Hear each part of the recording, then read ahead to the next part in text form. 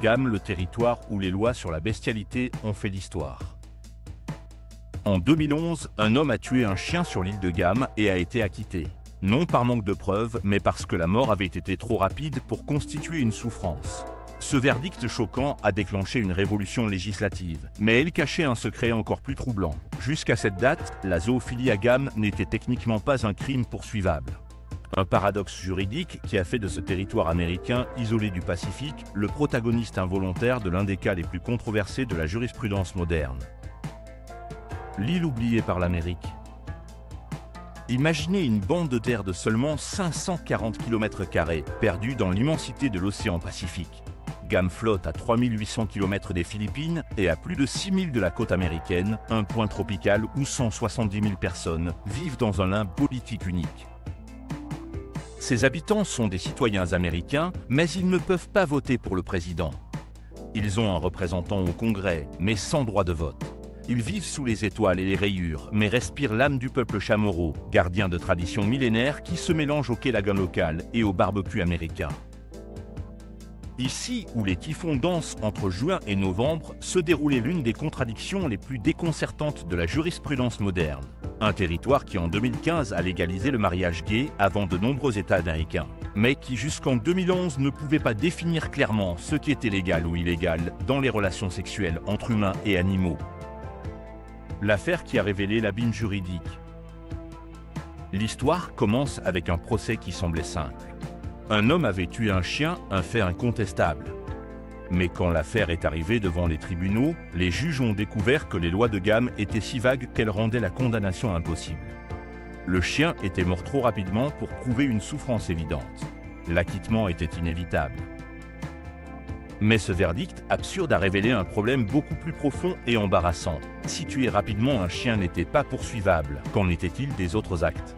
Les experts juridiques ont commencé à fouiller dans le code pénal territorial et ce qu'ils ont trouvé les a laissés sans voix. La révolution incomplète de la loi Poe. Mars 2011. Le Congrès territorial de Gam adopte la loi Poe, une loi révolutionnaire qui établit des normes de soins obligatoires et des pénalités draconiennes, jusqu'à 10 000 $ d'amende et 20 ans de prison pour cruauté sévère envers les animaux. L'Animal Legal Defense Fund célèbre, Gam devient l'un des territoires avec les lois les plus avancées contre la maltraitance animale aux États-Unis. Mais il y a un détail qui échappe à beaucoup, caché dans les plis du code pénal. La loi Poe ne mentionne pas explicitement le sexe avec les animaux. Animal Wellness Action définit la loi comme l'une des meilleures lois antiques ruautées aux États-Unis, mais souligne un problème troublant. L'absence de référence spécifique à la zoophilie représente une lacune grave. Le tabou caché est illégal d'avoir des relations sexuelles avec des animaux. Nous voici au cœur du paradoxe qui a fait trembler les experts juridiques. Alors que Gam avait définitivement interdit les combats de coqs et sévèrement puni ceux qui privaient un chien de nourriture, la bestialité sexe entre humains et animaux flottait dans une zone grise juridique que personne n'osait aborder ouvertement. Techniquement, jusqu'en 2011, la zoophilie n'était pas explicitement punie par les lois territoriales. Étant un territoire fédéral américain, Gam devrait être soumis aux lois fédérales qui considèrent le sexe avec les animaux comme un crime. Mais l'application locale exigeait que la législation territoriale incorpore ces interdictions de manière cristalline. Le résultat ? Une situation kafkaïenne où si l'animal ne subissait pas de blessures évidentes pendant l'acte sexuel, l'affaire pourrait ne pas être poursuivable. La bestialité était reléguée à une définition générique de comportement sexuel interdit dans le code d'indécence publique, sans pénalité spécifique, sans clarté procédurale. Un territoire américain où vous pourriez recevoir 20 ans pour maltraiter un chien, mais où la zoophilie existait dans un limbe juridique qui embarrassait même les législateurs les plus progressistes. La vérité inconfortable que personne ne voulait admettre. La situation était surréaliste et paradoxale. D'un côté, Gam avait fait des pas de géant en matière de droits civiques, mariage gay légalisé, protection animale de pointe, modernisation des infrastructures. De l'autre, il existait ce trou noir législatif qui faisait pâlir les experts juridiques. Si le juge interprétait l'acte comme indécence générique plutôt que comme abus, les pénalités changeaient drastiquement. Si l'animal ne montrait aucun signe de blessure physique, la poursuivabilité devenait incertaine. Une ambiguïté qui rendait difficile tant l'action policière que la dissuasion.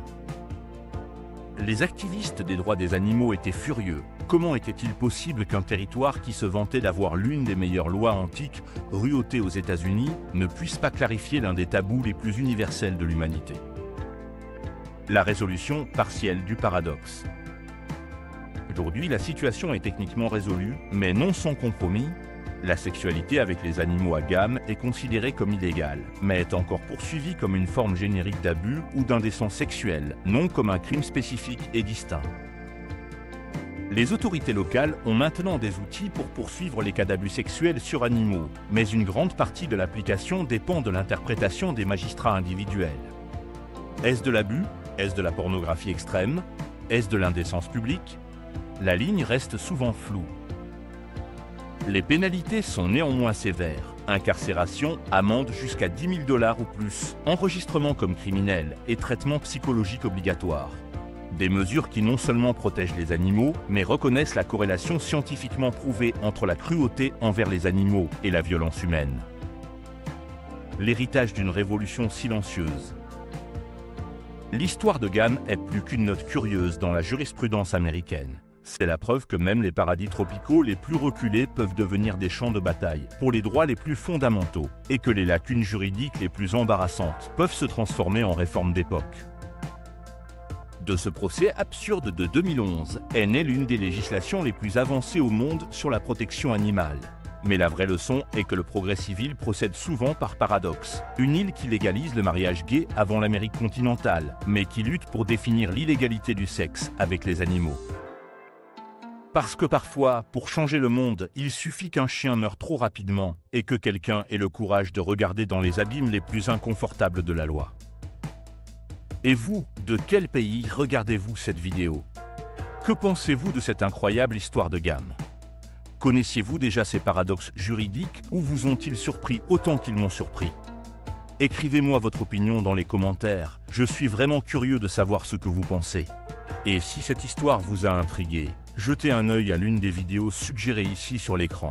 Vous trouverez d'autres histoires également absurdes du monde du droit international qui vous laisseront sans voix.